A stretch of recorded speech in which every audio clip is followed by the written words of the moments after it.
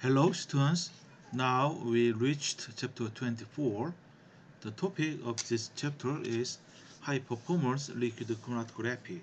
Yeah, we've already learned the fundamentals of chromatography and chromatography in previous chapters.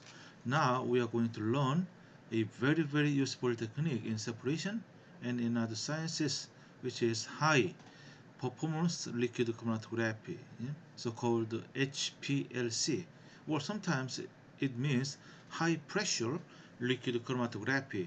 Why high pressure? You will see soon.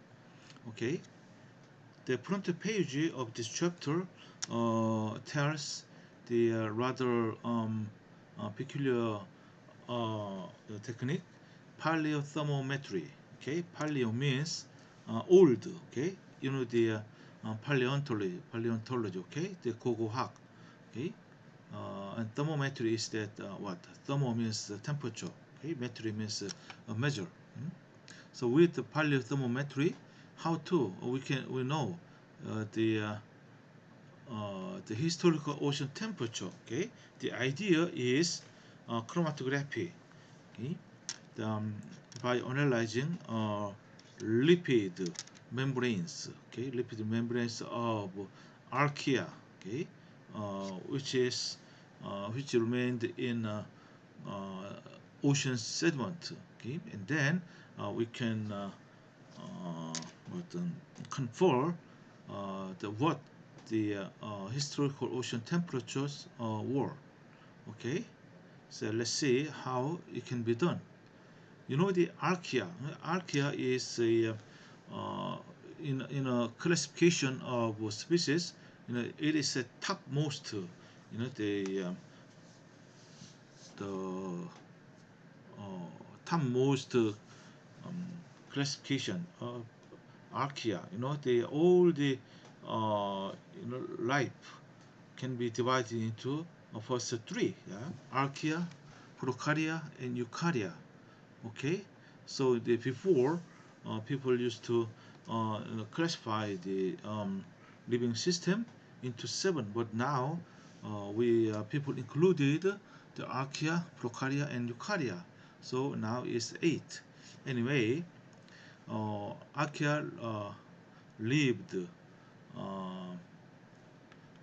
know, archaea is another classification of the living system, living things.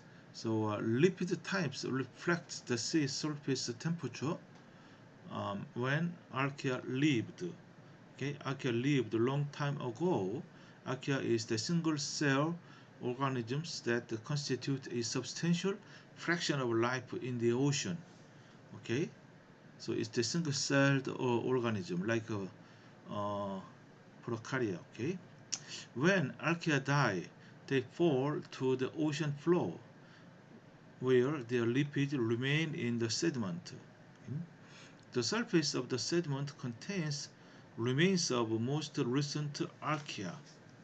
Okay, so now from the ocean sediment, you collect the lipid. Okay, the lipids which remained in the ocean sediment, and then you separate and analyze with HPLC, and then you get this kind of the liquid chromatograms. Okay, and you see 1, 2, 3, 4, 5, 6. Okay, uh, six the chromatographic peaks. And the also using mass spectrometry, all these six peaks have been identified. Okay, they are all lipids. Okay, the the peak one, that this lipid is structure is like this one. Okay, so the mass is 1302, including this proton. This is the major component of the lipids in archaea, and also another major component is this one, peak 4. Okay, why? Their these peak areas are greatest. Okay, the peak 4 corresponding to this kind of a very peculiar looking lipid. Okay, and its molecular weight is a little bit smaller than this one. Okay, and there are small peaks 2 3 1 to 3 and 4 prime. Okay, so these six lipids are found in archaea. Okay, this one, lipid 1 is a minor component predominant in archaea living at low temperature. Especially, this one, these lipids are predominant, okay, in low temperature around 0 degrees C. In the meantime, the lipids 2, 3, and 4 prime, they are manufactured in increasing amounts at a warmer ocean temperature. Okay. Okay. Now, question is, how do we infer the historical ocean temperatures? Okay, depend using these six lipids. Okay, that's the question. Look at this data, and this figure tells the correlation of today's sea surface temperature. This y-axis is annual mean sea surface temperature today. Okay, and y-axis is the parameter tax 86. Okay, and they are quite nicely correlated. Okay, now what is the tax 86? This is defined by this equation. Okay, the numerator is the concentration sum of 2, 3, and 4 prime. All right, and uh, denominator is almost the same, but it includes compound 1 here. Okay, compound 1. Why? This compound 1 is the indicator actually, although it is a minor, because it is predominant uh, in archaea living at low temperature. Okay, so if this one contains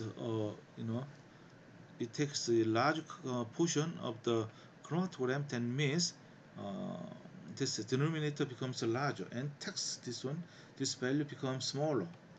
Okay, and all these are analyzed by chromatography. Okay, so this very nice looking this figure was obtained uh, in uh, two, 223 core top sediments from the Atlantic, Pacific, and Indian Oceans. Okay, so all the oceans, and then they so regardless of which ocean, okay, the data shows a very nice correlation. All right, and it gives a very nice correlation, and then from this one this means that you see the lipid composition has a very nice correlation with today's sea surface temperature. Okay, so empirically, so from here you can apply a least square method to get a straight line.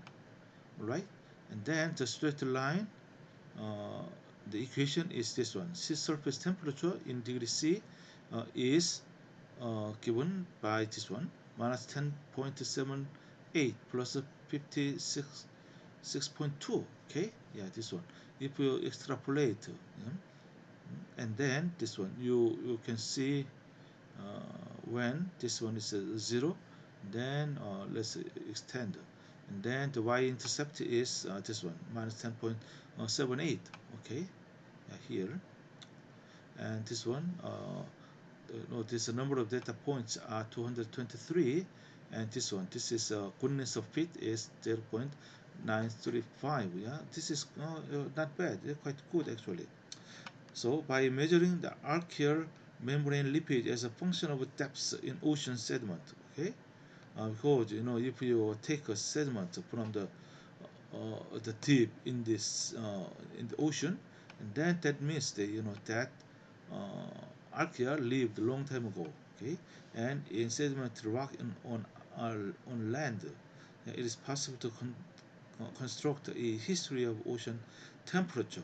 Okay, yeah, what details are not given here, but idea is that to compare this lipid compositions of archaea, which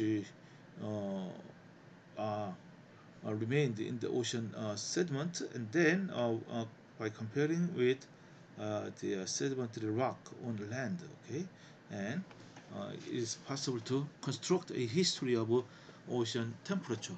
Okay, so this one gives that idea. So this example is very interesting, and the point here is that liquid chromatography can be used for this kind of purpose. Okay, let's not stop temporarily here.